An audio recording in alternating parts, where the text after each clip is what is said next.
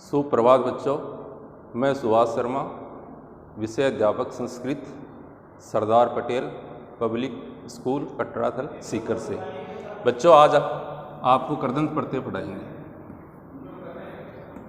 कि धातु के अंत में जिस प्रत्यय का प्रयोग किया जाता है वे कर्दंत प्रत्यय होते हैं। सबसे पहला इसका उदाहरण है कत्वा प्रत्यय, यानी किसी भी धातु के अंत में त्वा या ट्वासिस दिखाई दे वहाँ कत्वा प्रत्यय होता है। यानी किसी भी धातु के अंत में त्वा या ट्वासिस दिखाई दे वहाँ कत्वा प्रत्यय होता है। जैसे गत्वा लिखा हुआ है, गत्वा का मतलब होता है जाकर। जाने अर्थ में मूल धातु होती है गम, इसके लास्ट में त्वा है इसलिए यहाँ प्रत्यय हो जाएगा कत्वा, गम प्लस कत्वा। इसी प्रकार जैसे पठित्वा लिखा हुआ है, पठित्वा का मतलब होता है पढ़कर। पढ़ने अर्थ में इसका प्रयोग किया जाता है इसलिए इसकी मूल धातु हो जाएगी पठ, और इसके लास्ट में भी त्वा लगा हुआ है इसलिए यहाँ भी प्रत्यय हो जाएगा कत्वा। इसके बाद में नंबर 3 पे है हसित्वा, हंसकर। इसका मतलब हुआ हंसने अर्थ में इसका प्रयोग किया जाता है इसलिए मूल धातु हो जाएगी हंस, और इसके लास्ट में भी त्वा लगा हुआ है इसलिए यहाँ भी प्रत्यय हो जाएगा कत्वा। नंबर 2 पे आता है लेप प्रत्यय।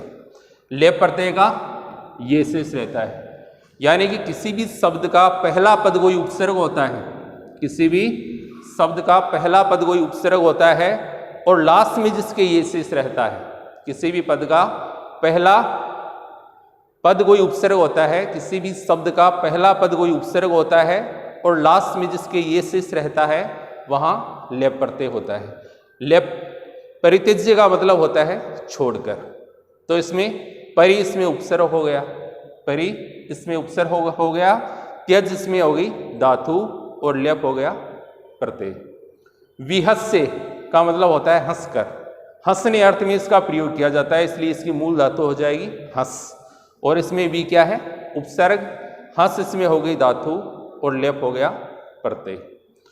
उपगम्य का मतलब होता है समीप जाकर के, तो इसमें उप तो उपसर्ग हो गया, गम इसमें धातु हो गई और लेप इसमें प्रत्यय हो गया। नंबर 3 पे आता है तुमुन प्रत्यय।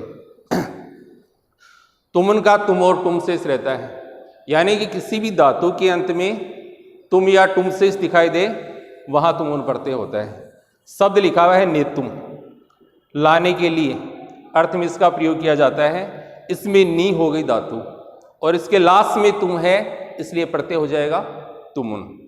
पठितुम का मतलब होता है पढ़ने के लिए, तो इसकी मूल धातु हो गई पठ और इसके लास्ट में भी तुम लगा हुआ है इसलिए इसमें भी प्रत्यय हो जाएगा तुमुन। गंतुम, जाने के अर्थ में इसका प्रयोग किया जाता है, मूल धातु हो गई गम और प्रत्यय हो गया तुमुन। कल आपको पढ़ाएंगे तद्धित प्रत्यय।